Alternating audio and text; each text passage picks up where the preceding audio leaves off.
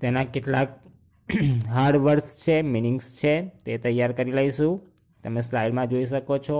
Left side lake એટલે સરોવર, fish એટલે માછલી, ક્લેવર એટલે હોશિયાર, લેઝી એટલે આળસુ, સ્ટુપિડ એટલે મૂર્ખ, ડેન્જર એટલે જોખમ, પ્લાન એટલે યોજના કરવી, વરી એટલે ચિંતા કરવી, સેફ એટલે સુરક્ષિત. રાઈટ સાઈડ ફ્રેન્ડશિપ એટલે મૈત્રી, મિત્રતા, સ્વિમ એટલે તરવું, સ્ટીલ એટલે સ્થિર, ડેડ એટલે મૃત, સેન્ડ એટલે રેતી, સ્લીપ બેક એટલે પાછા સરકી જવું અને લાફ એટલે હસવું. તો આ જે મિનિંગ્સ છે, સ્પેલિંગ્સ છે, તે તમારે તમારી નોટબુકમાં સારા અક્ષરે લખીને લર્ન કરવાના છે, તૈયાર કરવાના છે. દરેક વિદ્યાર્થી પોતાની ટેક્સ્ટબુકની નોટમાં સારી રીતે સ્લાઇડમાં જોઈને સ્પેલિંગ લખશે. ઓકે, સમય ન બગાડતા આપણે પેજ નંબર 76 ટેક્સ્ટબુકમાં પણ તમે જોઈ શકો છો. Okay, let's go ahead. There was a lake in a forest where lived 3 big fishes. એક સરોવર હતું અથવા જંગલમાં એક સરોવર હતું કે જ્યાં 3 મોટી માછલીઓ રહેતી હતી. They were called clever, lazy and stupid. તેઓનું નામ હતું અથવા લોકો તેમને ક્લેવર, લેઝી અને સ્ટુપિડ તરીકે બોલાવતા હતા. They were friends. તેઓ મિત્ર હતા. One day, એક દિવસ, Clever heard some people talking by the side of એટલે next to, સરોવર નજીક, next to the lake એટલે કે સરોવર નજીક. એક દિવસ ક્લેવર સાંભળે છે. ક્લેવર એ વન ઓફ ધી ફિશ છે, માછલી છે. તો ક્લેવર સરોવર નજીક કેટલાક લોકો વાત કરી રહ્યા હતા તે સાંભળે છે. They were saying એટલે કે પેલા some people કહેતા હતા, This lake is full of good fish. આ સરોવર એ માછલીઓથી ભરપૂર છે. We shall come tomorrow with big net and catch all the fish. અમે આવતીકાલે મોટી જાળી નેટ સાથે આવીશું અને આ બધી માછલીઓને પકડી લઈશું. ક્લેવર said to himself એટલે ક્લેવર જાતે વિચારે છે, I must tell my friends what I have heard. એટલે ક્લેવર જાતે વિચારે છે કે જે મેં સાંભળ્યું છે એ મારે મારા મિત્રોને પણ કહેવું જ જોઈએ. એટલે ક્લેવર તેના જે 2 મિત્રો લેઝી અને સ્ટુપિડ છે તેમને આ વાત કરશે કે કેટલાક લોકો આપણા સરોવરમાં આવશે અને આપણને પકડીને લઈ જશે. Our lives are in danger. In danger એટલે in fear of being killed એટલે કે મરવાની પણ શક્યતા ખરી. આપણું જીવન જોખમમાં છે. We must go far away. Far away એટલે at a long distance, ગણે દૂર. From here, અહીંથી ગણે દૂર. એટલે કે આપણે હવે અહીંથી ગણે દૂર, ખૂબ દૂર ચાલ્યા જવું જોઈએ. Will Clever tell this to his friends? શું ક્લેવર તેના મિત્રોને આ વાત કરશે? Of course, and your answer is also right.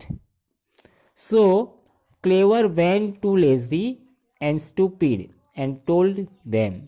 એટલે ક્લેવર એ લેઝી અને સ્ટુપિડ સાથે એટલે કે તેમની જોડે જાય છે અને તેમને કહે છે, My dear friends, મારા વાલા મિત્રો, we have to leave this lake. Leave એટલે છોડી દેવું, ત્યાગ કરવો, ત્યજી દેવું. વાલા મિત્રો, આપણે આ સરોવર છોડવું પડશે અથવા છોડવું જોઈએ. There are some bad men who are planning to catch us. કેટલાક દુર્જન વ્યક્તિઓ છે કે જેઓ આપણને પકડવાની યોજના બનાવી રહ્યા છે. We have to go away quickly. આપણે ઝડપથી અહીંથી ચાલ્યા જવું જોઈએ. Now do you think Clever's friends will leave the place. શું તમને લાગે છે કે ક્લેવરના મિત્રો લેઝી અને સ્ટુપિડ તેઓ આ જગ્યા, આ સરોવર છોડવા માટે તૈયાર થશે? ચાલો ત્યારે આગળ વધીએ. બટ લેઝી સેડ, પણ લેઝી કહે છે, એટલે કે ક્લેવર લેઝીને અને સ્ટુપિડને વાત તો કરે છે, પણ લેઝી જવાબ આપે છે, I have lived here for long and don't want to leave this place. હું અહીંયા ઘણા સમયથી રહી છું અને હું આ જગ્યા, સ્થળ છોડવા માગતી નથી. ડોન્ટ વરી, ચિંતા ના કરીશ. I will be safe here, હું અહીંયા સલામત છું અથવા હું અહીંયા સલામત રહીશ. તો લેઝીએ ત્યાંથી જવાની ના પાડી, એટલે લેઝી તે સરોવર જગ્યા છોડવા તૈયાર નથી એવું આપણે કહી શકીએ. એન્ડ સ્ટુપિડ સેડ, અને સ્ટુપિડ કહે છે, big man always make big plans. મોટા લોકો મોટી યોજનાઓ બનાવે અથવા મોટા લોકો હંમેશા મોટી યોજનાઓ બનાવે છે. બટ વોટ દે સે દે નેવર ડુ, પણ તેઓ જે કહે છે તેવું કરતા નથી. તે talk and talk of this and date, તેઓ આ અને પેલું તેના વિશે હંમેશા વાત કરે છે. આપણે ગુજરાતીમાં કહીએ ને કે તે ફલાણું અને ઢીકણું વાત કરે છે. બટ વોટ દે સે દે નેવર ડુ, પણ તેઓ જે કહે છે તેવું તે કરતા નથી. તો આ રીતે લેઝી પણ પોતાનું સરોવર જગ્યા છોડવાની ના પાડે છે, કારણ કે તેને ઘણો બધો સમય તેના જીવનનો ત્યાં વર્ષો પસાર કર્યા હતા. એટલે લેઝી પણ તૈયાર નથી સ્થળ, જગ્યા, સરોવર છોડવા માટે. સ્ટુપિડ પણ ના પાડે છે કે મોટા લોકો ખાલી મોટી વાતો જ કરતા હોય છે, તેઓ જેવો પ્લાન, યોજનાઓ કરે તેવું તે કરતા નથી. તે ખાલી ફલાણું અને ઢીકણું ખાલી વાતો જ કરે, પણ જેઓ જે વાતો કરે એવું એ કરતા નથી. When clever heard his friends talk in this way, જ્યારે ક્લેવર તેમના મિત્રોની એટલે કે લેઝી અને સ્ટુપિડની આ રીતે વાત સાંભળે છે, હી બીકેમ વેરી સેડ, એટલે તે ખૂબ દુઃખી, ગમગીન થઈ જાય છે. તેને દુઃખ લાગે છે કે મારા મિત્રોને હું બચાવવા માગું છું, તેમ છતાં તે આ સરોવર જગ્યા છોડવા માટે તૈયાર નથી. He said, my dear friends, મારા વાલા મિત્રો, I don't want our friendship to come to an end, હું નથી ઈચ્છતી કે આપણી મિત્રતા આ રીતે છેલ્લો અંત તેનો આવો આવે કે હું તમને છોડીને ચાલી જાઉં. So let us all leave this lake as soon as possible, તો ચાલો આપણે બધા સાથે મળીને શક્ય હોય તેટલું જલ્દી આ સરોવર છોડી દઈએ, ત્યજી દઈએ. We can swim to the C, આપણે દરિયામાં તરી શકીએ છીએ, એટલે કે આપણે દરિયામાં પણ જઈ શકીએ છીએ. We shall be safe there, અને આપણે ત્યાં સલામત હોઈશું. But Lazy and Stupid did not want to leave the lake, પણ લેઝી અને સ્ટુપિડ આ સરોવર છોડવા તૈયાર થતા નથી. So Clever said good bye to them and swam away, એટલે ક્લેવર તે લોકોને આવજો કહે છે અને સ્વેમ અવે, અને તરીને ચાલી જાય છે. Next morning the man came with big nets and caught all the fish, બીજા દિવસ સવારે ઘણા માણસો આવે છે મોટી નેટ જાળી લઈને, અને બધી જ માછલીઓને પકડી પાડે છે.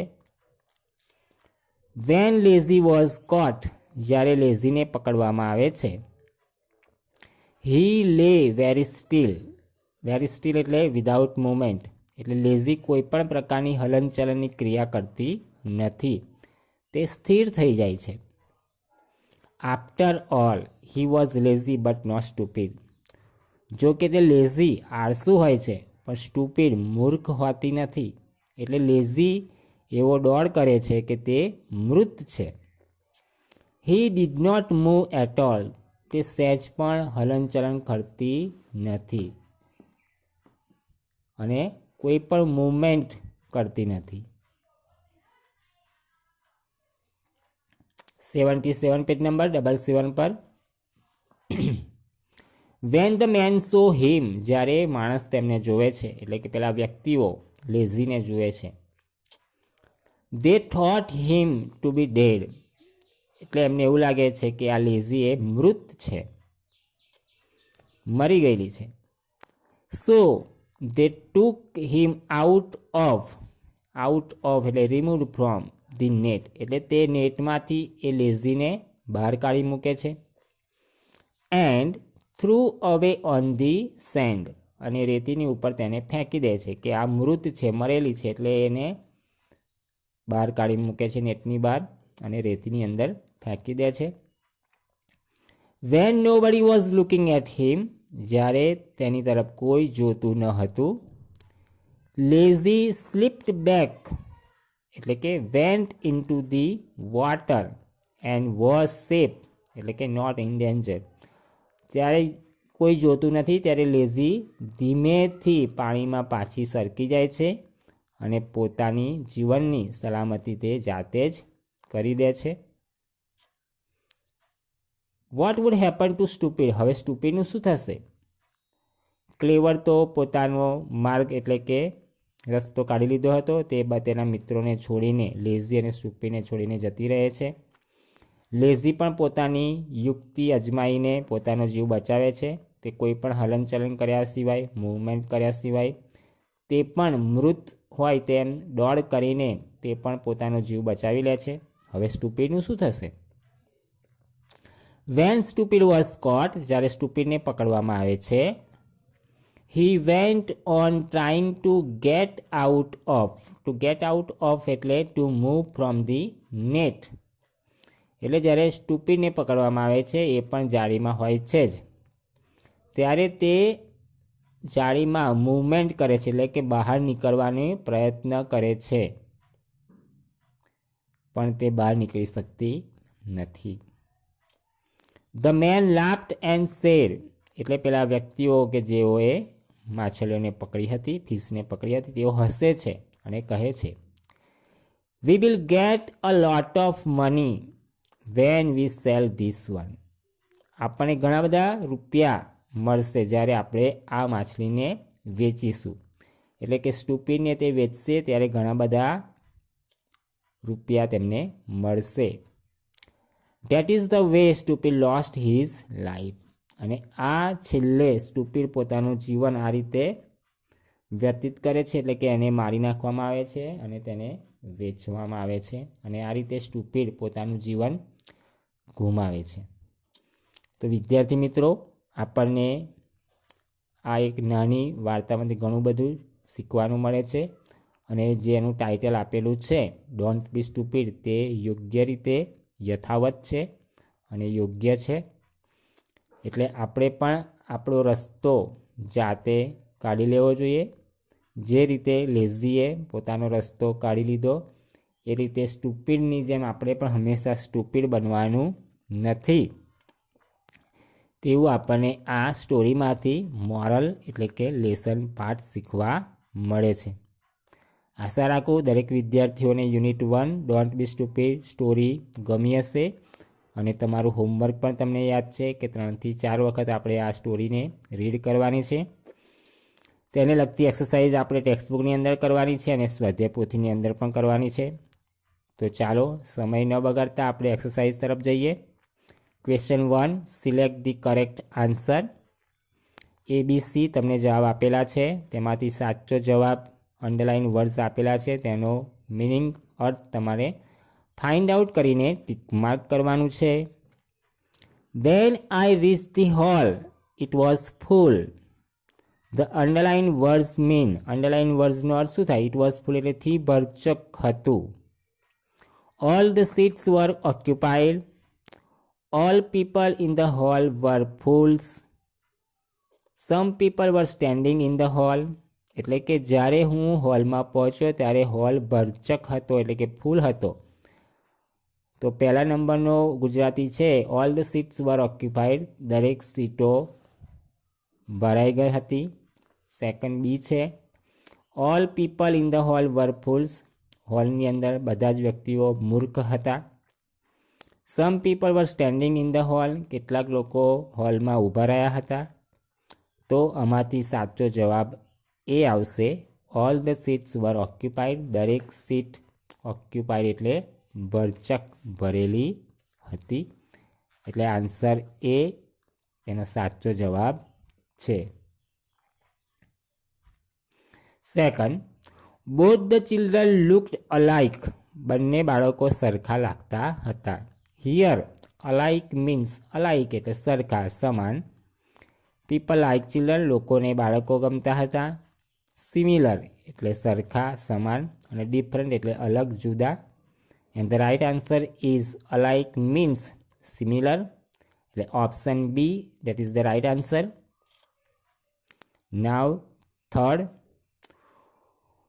Policeman says baby why are you crying here, તું અહીં કેમ રડી રહી છું?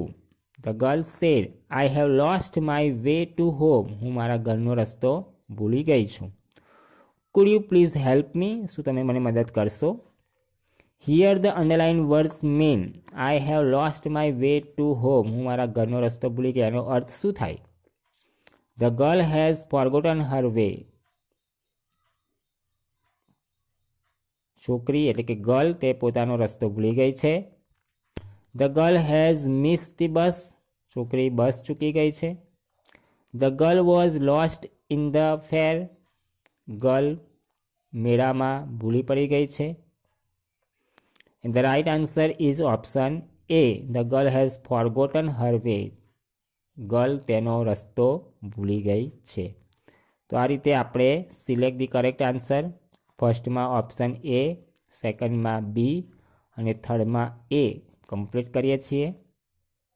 નાવ question second A, complete the following statement selecting the most appropriate alternative. યોગ્ય ઓલ્ટરનેટિવ એટલે કે વૈકલ્પિક જવાબ આપણે નક્કી કરવાનો છે. This is the story of 3 fishes, આ 3 માછલીઓની વાર્તા છે. એટલે કે 3 fishes, option C is right answer. Second, Stupid lost his life because, Stupid પોતાનું જીવન કેવી રીતે ગુમાવે છે? હી ફોલોડ ક્લેવર્સ એડવાઇસ, તે ક્લેવરની એડવાઇસ સલાહ ફોલો કરે છે, અનુસરે છે. He did not follow Clever's advice, તે ક્લેવરની એડવાઇસ સલાહ ફોલો કરતી નથી. And the C, he was caught in the net, તે નેટમાં ફસાઈ ગઈ હતી અથવા પકડાઈ ગઈ હતી. And the option C is the right answer. He was caught in the net, તે નેટમાં ફસાઈ ગઈ હતી, પકડાઈ ગઈ હતી. તો ઓપ્શન સી, ફર્સ્ટમાં પણ સી, સેકન્ડમાં પણ C. And the third one, words of Clever's friends made him, ક્લેવરના શબ્દો તેને શું બનાવે છે? Happy, sad or mad. Happy એટલે ખુશ, સેડ એટલે દુઃખી અને મેડ એટલે ગાંડું, પાગલ. એન્ડ ધ ઓપ્શન બી એટલે કે sad. Words of Clever's friends made him sad, ક્લેવરના શબ્દો તેમને દુઃખી બનાવે છે. તો આ રીતે ઓપ્શન સી, સી, બી એટલે કે 1 C, second C and third B, that is the right answer. Now go ahead at the last activity. Who said the following sentences? Write their names. નીચેના વાક્ય કોણ બોલે છે તેમના નામ લખવાના છે. We will get a lot of money, આપણે ઘણા બધા પૈસા મેળવીશું.